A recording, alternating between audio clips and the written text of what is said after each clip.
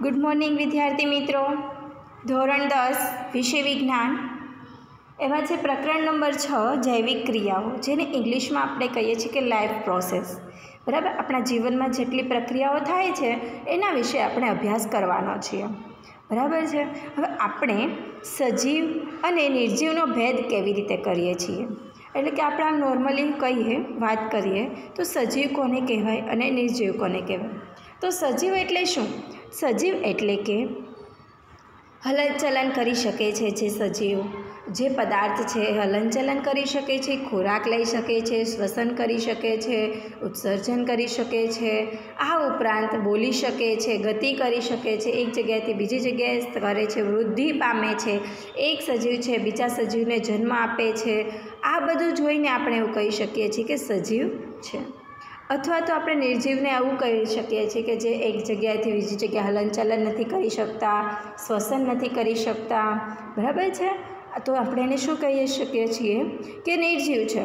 હવે જો આપણે કૂતરાને દોડતા જોઈએ છીએ, ગાયને વાગોળતા જોઈએ છીએ, કોઈ માણસને જોરથી બૂમ પાડતા હોઈએ તો આપણે સમજી જઈએ કે ચલો કૂતરો દોડે છે એટલે દોડી શકે છે, હલનચલન કરી શકે છે, એટલે તે સજીવ છે. ગાયને વાગોળતા જોઈએ છીએ એટલે કે ગાયને આપણે ખાતા જોઈએ છીએ, જમતા જોઈએ છીએ, તો એમ કહી શકીએ છીએ કે ચલો ગાય પણ સજીવ છે.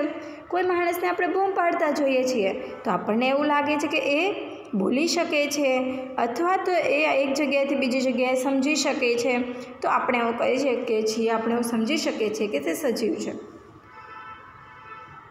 પણ જો કૂતરો, ગાય અથવા તો માણસ જો સૂતેલા હોય તો તો પણ આપણે એને એમ જ કહી શકીએ છીએ કે તે સજીવ છે.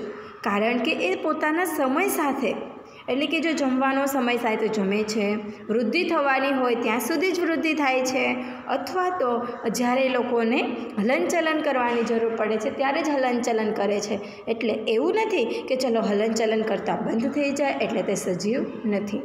બરાબર છે. હવે આપણને કેવી રીતે ખબર પડે છે કે આપણે તેમને શ્વાસ લેતા તો જોઈ શકીએ છીએ. હવે આપણને કેવી રીતે ખબર પડે છે કે તે સજીવ છે કે નિર્જીવ છે? જો આપણે તેને શ્વાસ લેતા જોતા હોઈએ તો આપણને ખબર પડે છે કે તે સજીવ છે, એટલે કે જીવંત છે. તો પછી વનસ્પતિ માટે શું કહેશો?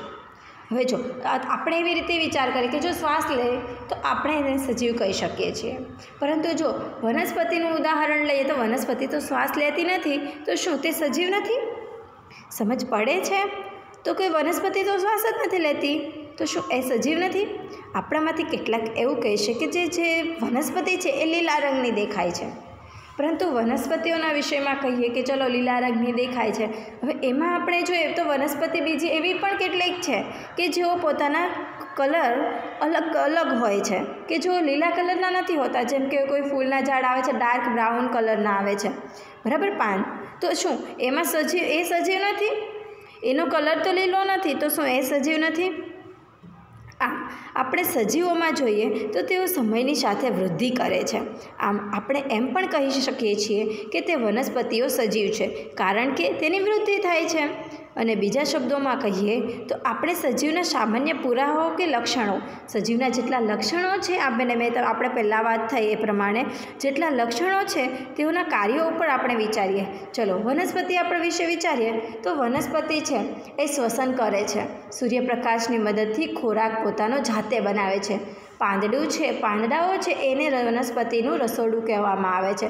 તો કે જે પાંદડામાં વનસ્પતિ છે સૂર્યપ્રકાશને શોષણ કરે છે, પાણી અને ઓક્સિજનની મદદથી પોતાનો ખોરાક જાતે બનાવે છે. એને આપણે પ્રકાશ સંશ્લેષણની ક્રિયા કહીએ છીએ. અને પ્રકાશ સંશ્લેષણની ક્રિયામાંથી જે ઉર્જા મળે છે એના કારણે એઓની વૃદ્ધિ થાય છે. તો આટલી પ્રવૃત્તિ આ વનસ્પતિની અંદર થાય છે. એટલે આપણે એવું કહી શકીએ છીએ કે ખોરાક તરીકે શું લે છે તો કે સૂર્યપ્રકાશ, પાણી લે છે અને ઓક્સિજન, એટલે કે તે શ્વસન કરે છે અને પોતાનો ખોરાક જાતે પણ બનાવે છે. એટલે વનસ્પતિ છે એ સજીવ છે. પરંતુ એમ કહેવાય કે ચલો પાંદડાઓ તો ગ્રીન કલરના નથી હોતા, તો કેવી રીતે હોય છે?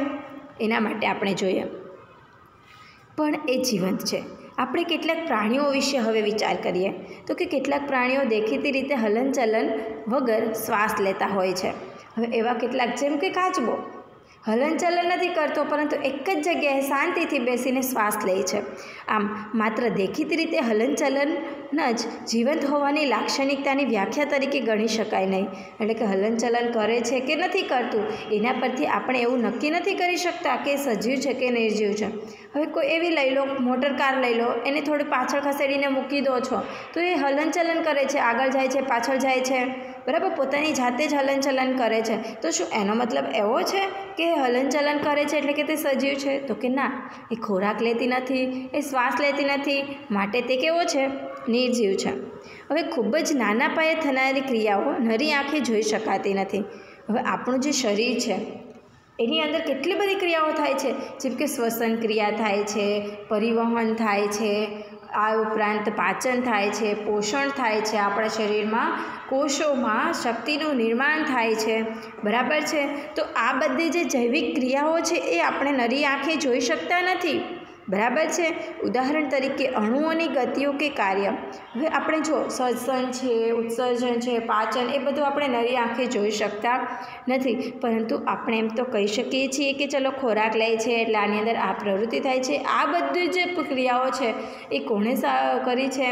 તો કે જીવ વિજ્ઞાનીઓએ, સાયન્ટિસ્ટ લોકોએ આ બધું સાબિત કર્યું છે અને આપણે માની લીધું કે ચલો એની અંદર જે આપણા શરીરની અંદર નાની નાની ક્રિયાઓ થાય છે.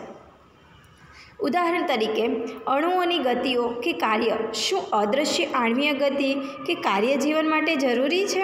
એટલે કે જે કોષોમાંથી આપણે જે ઉર્જાનું ઉત્પાદન થાય છે આપણા શરીરની અંદર, તો એની અંદર ક્રિયાઓ થતી હશે, અણુઓની ગતિ થતી હશે, તો શું આ એક જગ્યાએથી બીજી જગ્યાએ આપણે બ્લડ સર્ક્યુલેશન થાય છે, બરાબર છે.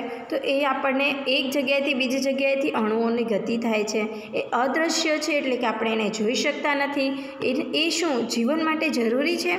આપણે જો કોઈ વ્યવસાયિક આપણે જીવ વિજ્ઞાનીઓને એટલે કે સાયન્ટિસ્ટને આપણે પૂછીએ કે શું આ જે અણુઓની ગતિ છે એ શું છે, જરૂરી છે, કાર્ય જીવન જરૂરી છે? તો વાસ્તવમાં વિષાણુ, એ તો જવાબ એનો હકારાત્મક હશે. એટલે કે સાયન્ટિસ્ટ કહેશે કે હા, અણુઓની ગતિ એ જીવન જીવવા માટે ખૂબ જ જરૂરી છે. હવે આપણા શરીરની અંદર બ્લડ એક જગ્યાએથી બીજી જગ્યાએ જાય છે. શું એ થતું જ ના હોત તો આપણું જીવન શક્ય હોત? ના.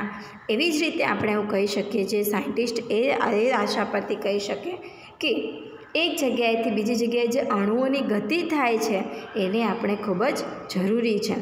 વાસ્તવમાં વિષાણુ એટલે કે વાયરસ છે, એની અંદર કોઈ આણ્વીય ગતિ હોતી નથી. વાયરસ આપણા પર્યાવરણમાં આજુબાજુ ફરતો હોય છે.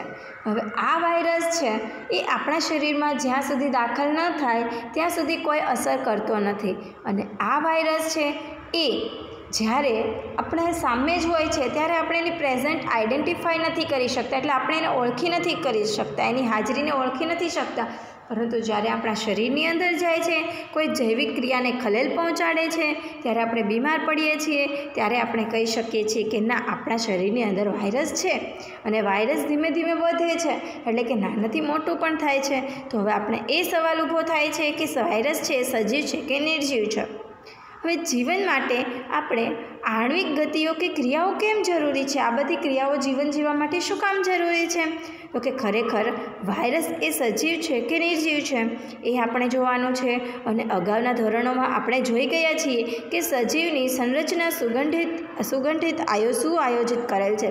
એટલે કે ભગવાને આપણું શરીર બનાવ્યું છે, કોઈ પણ સજીવનું શરીર બનાવ્યું છે, તો કે નાના એવા સજીવની અંદર કેટલી બધી ક્રિયાઓ, કેટલા બધા મશીન મૂકી દીધા છે, જેમ કે હૃદય કે જે બ્લડનું સર્ક્યુલેશન કરે છે, લોહીનું પરિવહન કરે છે.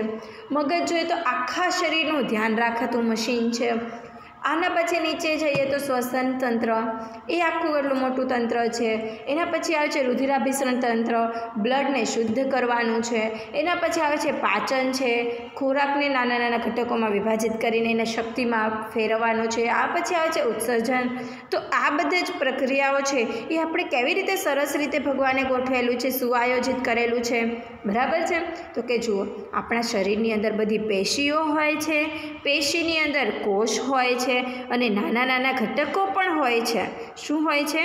નાના નાના ઘટકો પણ હોય છે. અને સજીવની જીવનની આ સુગઠિત અને સુવ્યવસ્થિત રચના સમયની સાથે સાથે પર્યાવરણની અસરને કારણે પણ વિઘટિત થાય છે. એટલે કે જેમ પર્યાવરણ બદલાતું જાય એમ આપણા શરીરની અંદર પણ ફેરફાર થતો જોવા મળે છે. જો આ વ્યવસ્થા તૂટે તો સજીવ વધારે સમય જીવી શકતો નથી. એટલે આ કોઈ ક્રિયાઓમાં જો ખલેલ પહોંચે, કોઈ એક ક્રિયામાં, એવું નથી કે બધી જ ક્રિયામાંથી એક ક્રિયા બગડી ગઈ તો બાકીની બધી ક્રિયાઓ ચાલે, ના, કોઈ એક ક્રિયામાં પણ જો તૂટે, બરાબર, ખલેલ પહોંચે તો સજીવ વધારે સમય સુધી જીવી શકતો નથી. તેથી સજીવોના શરીરમાં સમારકામ અથવા તો એનું રક્ષણ કરવું ખૂબ જ જરૂરિયાત બને છે. અને આ બધી જ સંરચનાઓ અણુઓથી બનેલી હોવાથી તેમણે અણુઓને સતત ગતિશીલ કે કાર્યશીલ રાખવા જરૂરી છે. બરાબર છે.